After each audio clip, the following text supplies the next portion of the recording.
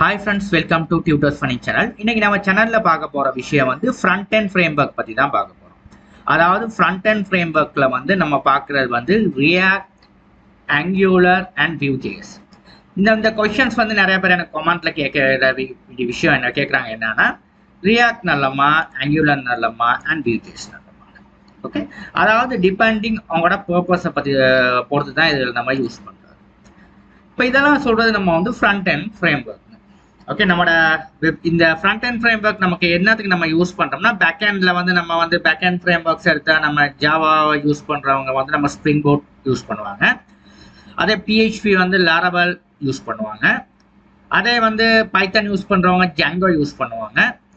அப்ப இந்த மாதிரி ஒவ்வொருத்தவங்க வேறுபட்ட ஃப்ரேம்வொர்க் யூஸ் பண்ணுவாங்க. ஓகே ஓகே இப்போ .NET ASP.NET கோர் யூஸ் பண்ணுவோம். இப்போ ஃப்ரண்ட் அண்ட் ஃப்ரேம்வொர்க் எடுத்தோம்னா நம்ம பேக் எண்ட்ல வர்ற டேட்டாவை கேப்சர் பண்ணி ஃப்ரண்ட் எண்டுக்கு கொடுத்து ஃப்ரண்ட் எண்ட்ல தான் அந்த யூசர் வந்து நம்மளுக்கு பார்ப்பாரு. இப்போ அதை ஃப்ரண்ட் எண்ட் வந்து நம்ம செய்யற நேரம் ஃப்ரண்ட் எண்ட்ல வந்து நம்ம அழகா செய்யணும்.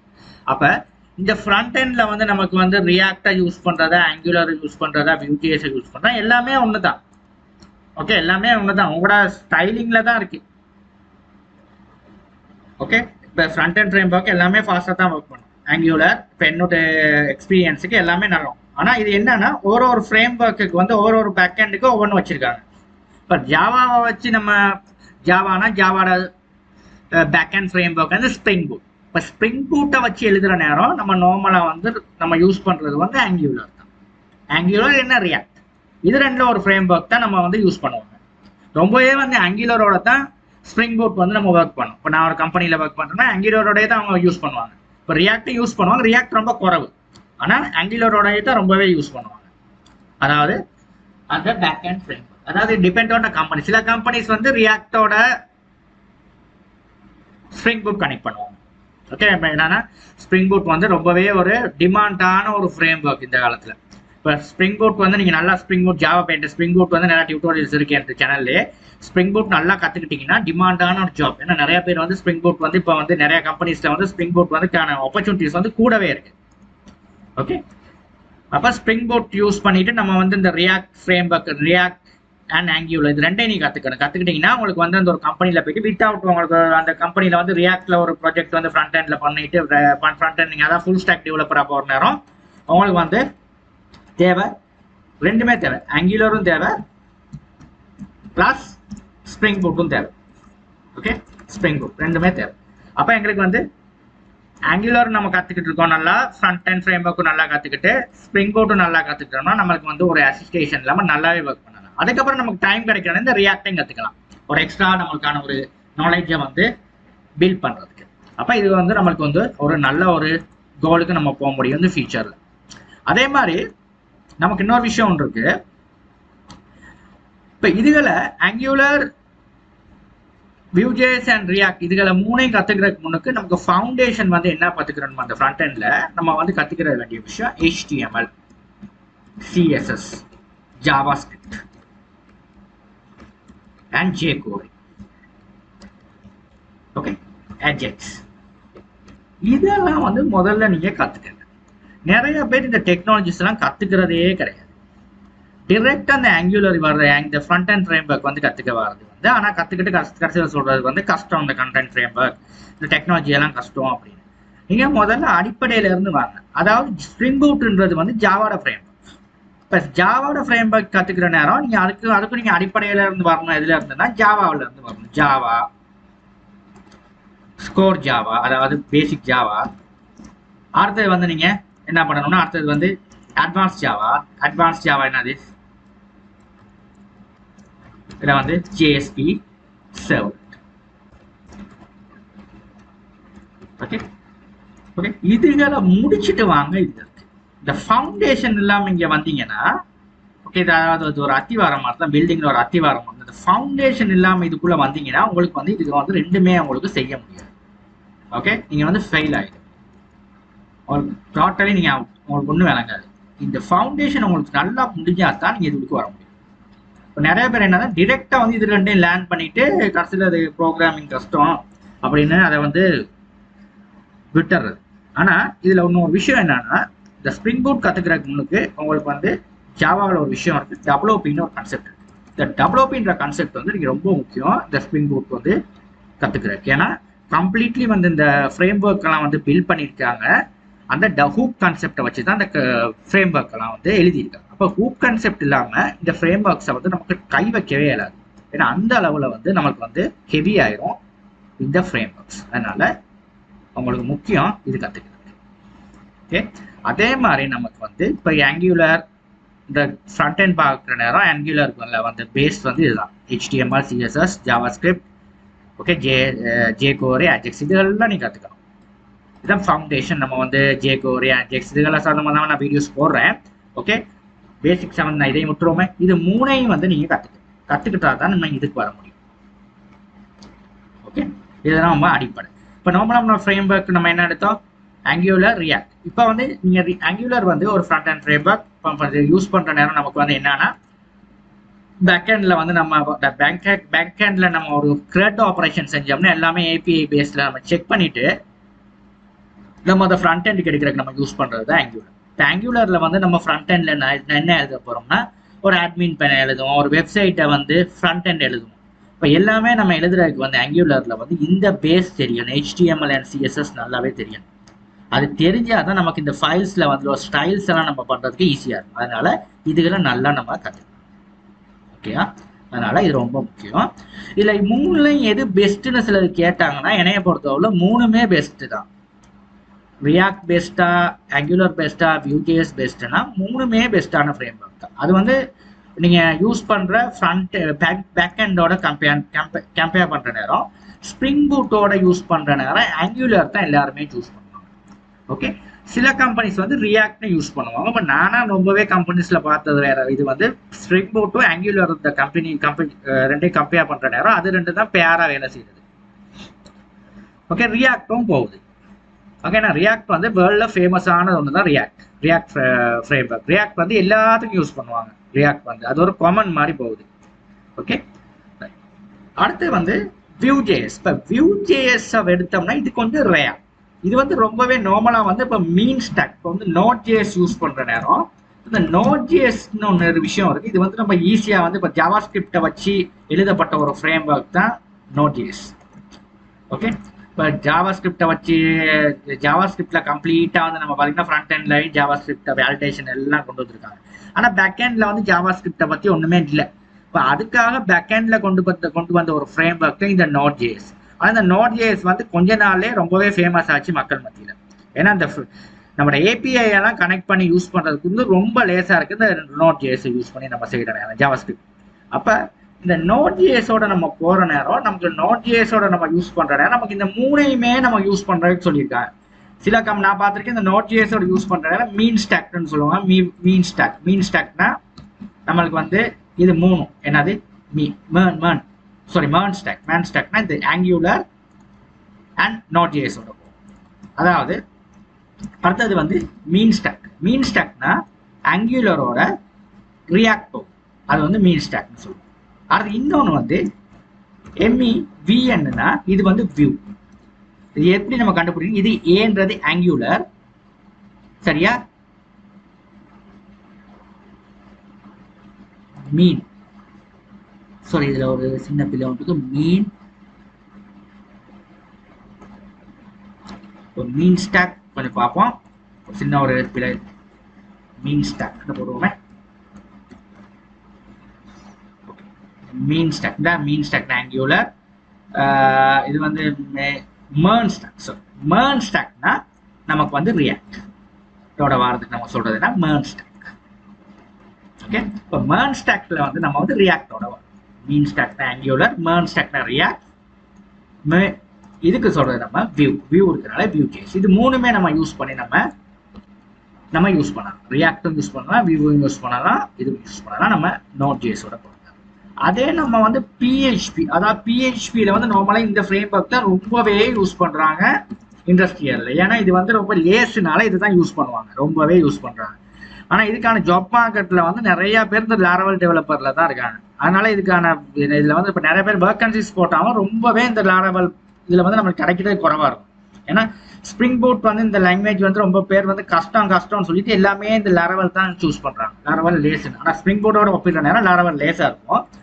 ஆனால் நம்ம ஸ்ப்ரிங் பூட் நல்லா கற்றுக்கிட்டோம்னா நம்ம வீக் நமக்கு வந்து நல்லாவே செஞ்சுட்டு போகணும். இப்போ லாரவலில் வந்து லாரவலோட போகிற நேரம் ரொம்பவே வந்து இந்த வியூஜேஎஸோட தான் ரொம்பவே லாரவல் போகும்.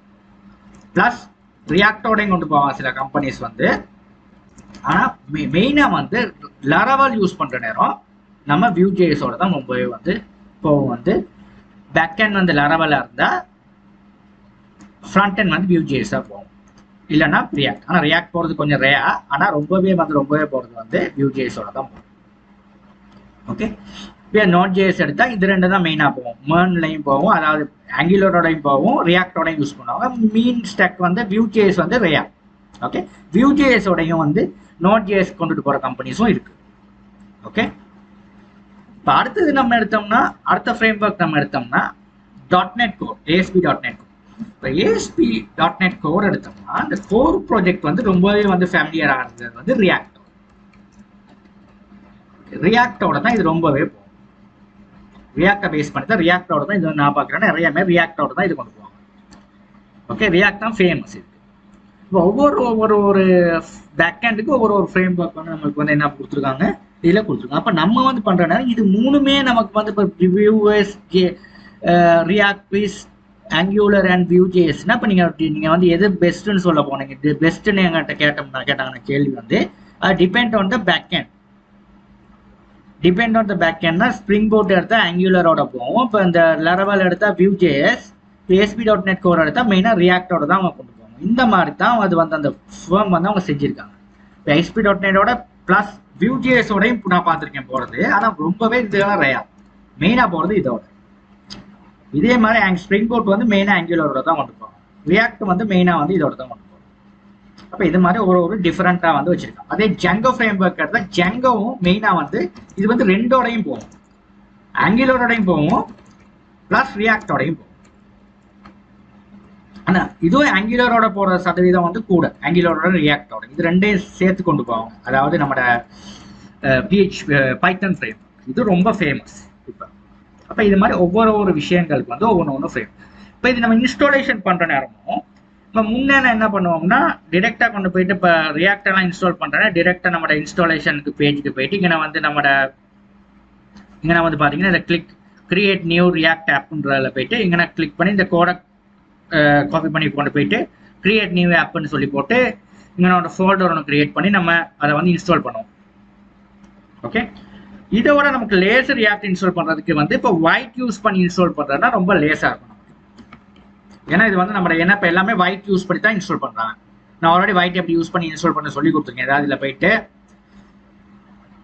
இப்போ கீழே போனீங்கன்னா இதில் பாருங்க இருக்கும் ஒயிட், இதில் இன்ஸ்டாலேஷன் எங்கே இதில் போய் நம்ம வந்து ரியாக்டை செலக்ட் பண்ணோம். ஒயிட்டில் ரியாக்டை செலக்ட் பண்ணோம்னா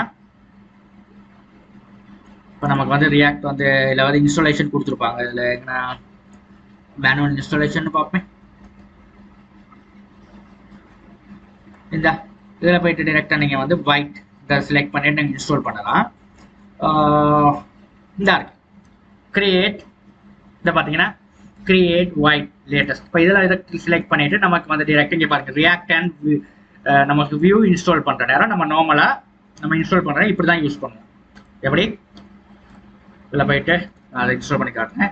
ஒயிட்னு சொல்லி கூகுளில் சர்ச் பண்ணிவிட்டு இங்கே நான் போயிட்டு டிரெக்டாக கெட் ஸ்டார்ட்னே கொடுங்களேன். கெட் ஸ்டார்ட் கூட இந்த விண்டோவுக்கு வந்தீங்க. இதில் தான் நம்மளுக்கு போவோம். இதை கீழே அப்படியே போவோம். கீழே ஒன்றுமே எல்லாம் பார்க்காதீங்க, அப்படியே கீழே போங்க. கீழே போங்க பாருங்க, இன்ஸ்டாலேஷன் கொடுத்துருப்பாங்க ஒயிட். இதில் கீழே போனீங்கன்னா இருக்கும் நம்மளோட இதாக இருக்குது மேனுவல் இன்ஸ்டாலேஷன் கொடுப்பாங்க. எங்கே தான் இருக்குது அந்த ஃபோன் எங்கே விட்டுட்டேன்.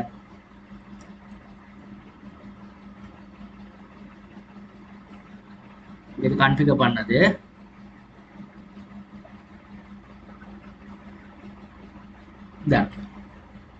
ஓகே. இதை அப்படியே பாருங்க காப்பி பண்ணி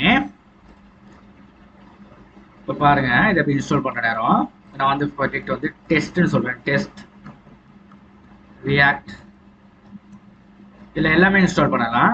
உங்களுக்கு இந்த 3 ஃப்ரேம் ஒர்க்கும் ஒயிட்டை யூஸ் பண்ணலாம். இப்போ அதை காப்பி பண்ணி போட்டு என்டர் பண்ணோம்னா இதில் வந்து நான் எஸ்ன்னு கொடுப்போம். எஸ்ன்னு கொடுங்க. இப்போ பாருங்க கிரியேட் ப்ராஜெக்ட் நேம் வந்து நம்ம அதில் விட்டு நேம் கொடுப்போமே. இதில் பாருங்க உங்களுக்கு தேவையான இதில் மூணுல ஏதாவது ஒன்று செலக்ட் பண்ணிக்கலாம். இதை வச்சே நீங்கள் இன்ஸ்டால் பண்ணுங்க. வியூ இன்ஸ்டால் பண்ணுறேன்னா சரி, ஆங்குலர் இன்ஸ்டால் பண்ணுறேன்னா, ஒயிட்ல இன்ஸ்டால் பண்ணால் உங்களுக்கு லேசாக இருக்கும். இல்லை எல்லா ஃப்ரேம் ஒர்க்கும் கொடுத்துருக்காங்க. வெனிலான்றது ஒரு frame work, front and frame work, Vue.js, React.js, இந்த மாதிரி நிறையா இருக்குது பாருங்க. இப்போ நம்ம இதில் வந்து எல்லாமே இதில் இருக்குது. இப்போ உங்களுக்கு என்ன வேணும் இன்ஸ்டால் பண்ண, நான் ஒன்று இன்ஸ்டால் பண்ணி காட்டுறேன். இப்போ எனக்கு வந்து நான் ரியாக்ட் இன்ஸ்டால் பண்ணணும்னா உங்களோட கீபோர்டில் அப் அண்ட் டவுன் ஏரோ, ஒரு அப் அண்ட் டவுன் ஏரோவில் இப்போ நான் ரியாக்டை செலக்ட் பண்ணி ஓப்பன் பண்ணிவிட்டு இங்கே வந்து டைப் ஸ்கிரிப்டோட போகிறீங்களான்னு ரியாக்ட் அதே ஜாவா ஸ்கிரிப்டோட போகிறதா இருந்தால் நீங்கள் தெரிவு செஞ்சுக்கலாம். நான் டைப் ஸ்கிரிப்ட் தான் இப்போ ரொம்பவே யூஸ் பண்ணுறேன். டைப் ஸ்கிரிப்டோட போகிறது தான் நான் ரொம்பவே யூஸ் பண்ணுறேன். இப்போ நான் வந்து இதில் வந்து ஜாவா ஸ்கிரிப்டை செலக்ட் பண்ணுறேன். செலக்ட் பண்ணிவிட்டு இப்படி வந்துடும். வந்தால் இதை எப்படி ரன் பண்ண கேட்பாங்க. சிடி, நீங்கள் அந்த சிடி இந்த நீங்கள் என்ன ப்ராஜெக்ட் பேர் கொடுத்துருக்கீங்க, இந்த ப்ராஜெக்ட் ஒயிட் ப்ராஜெக்ட் டிஃபால்ட்டாக அந்த பேரை நீங்கள் என்டர் பண்ணால் அந்த ப்ராஜெக்ட்டுக்கே தான் இருக்கும். ஒயிட் ப்ராஜெக்ட் ப்ளஸ் என்டர் கீ எடுத்துட்டோன்னே இந்த ஃபோல்டருக்கு போயிடுவீங்க. ஃபோல்டருக்கு போனால் நீங்கள் npm இன்ஸ்டால்னு கொடுத்துருக்கீங்கன்னா அது இன்ஸ்டால் ஆகும். npm பேக்கேஜ் இன்ஸ்டால் ஆகும்.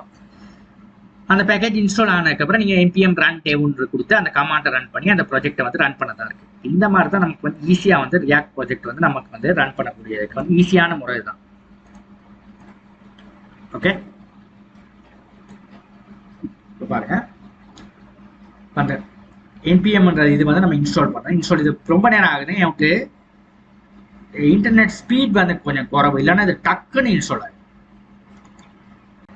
இப்போ பார்த்தீங்கன்னா இன்ஸ்டால் ஆயிடுச்சு பாருங்க இந்த npm. இப்போ வந்து நம்ம வந்து இதை எப்படி ரன் பண்ணலாம், npm run dev, சாரி இது செலக்ட் பண்ணிட்டு npm run devன்ற கமாண்டை யூஸ் பண்ணுற நேரம் இந்த ஆப் வந்து நமக்கு ரன் ஆகும். இந்த இப்போ ரன் ஆகிடுச்சு. இந்த போட்டோ அப்படியே கொஞ்சம் காப்பி பண்ணிவிட்டு இதை கொண்டு நம்ம இங்கே பேஸ் பண்ணோம்னா நமக்கு ஆப் வந்து ரன் ஆகும். இதே மாதிரி தான் பார்த்தீங்கன்னா கணக்கு ஈஸியாக ரன் ஆகிடுச்சு பாருங்க. இதே மாதிரி தான் நீங்கள் மற்றதையும் நீங்கள் இன்ஸ்டால் பண்ணுறதுனா இதே ப்ராசஸ் தாங்க. ஓகே, இந்த ப்ராஜெக்டை நீங்கள் VS Code எடிட்டருக்கு நீங்கள் எடுக்கணும்னா இதை அப்படியே இது ஃபோல்டர் உள்ளுக்கு டபுள் கிளிக் பண்ணி உள்ளுக்கு போயிட்டு இதை வந்து CMDன்னு சொல்லி டைப் பண்ணிவிட்டு கோட் ஸ்பேஸ் டாட்னு அடிச்சிங்கன்னா VS Code எடிட்டரில் வந்து உள்ள ஷார்ட்கட் கமாண்ட் வந்து உங்களோட VS Code எடிட்டர் உங்கள் மெஷினை VS Code எடிட்டர்னா என்னன்னா நம்ம கோட் எழுதுகிற அந்த தளம். இதுதான் வந்து நம்மளுக்கு வந்து நார்மலாக இதில் தான் நம்ம ஃப்ரண்ட் அண்ட் ஃப்ரேம் ஒர்க் நம்ம எழுதுற நேரம் ஃப்ரண்ட் அண்ட் ஃப்ரேம் ஒர்க் எழுதுனா இதில் தான் மெயினாகவே நம்ம எழுதுறது. HTML டிசைன் எல்லாமே வந்து இதுதான். ஏதாவது லேஸ் நமக்கு எழுதுறதுக்கு இதில் வந்து நம்ம இன்ஸ்டால் பண்ணதுக்கப்புறம் நம்ம அதை இந்த ப்ராஜெக்டை ஃபோல்டர் உள்ளுக்கு போயிட்டு நம்ம ஓப்பன் பண்ணுற நேரம் இந்த ப்ராஜெக்ட் ஃபோல்டர் இதுனா இதுக்குள்ளே போயிட்டு கோட் CMD அடிச்சுட்டு கோட் ஸ்பேஸ் டாட்னு அடிச்சுட்டு என்டர் பண்ணோம்னா உங்கள் VS Code எடிட்டரில் இந்த கம்ப்ளீட் என்டையர் ஃபோல்டர் ஸ்ட்ரக்சர் எப்படி இருக்குதோ இது அப்படியே ஃபோல்டர் ஸ்ட்ரக்சர் வந்து இதில் ஓப்பன் ஆகிருக்கு பாருங்க. ஓகே, இதில் தான் போயிட்டு நீங்கள் உங்களோட ஒர்க்ஸை செய்ய போகிறீங்க.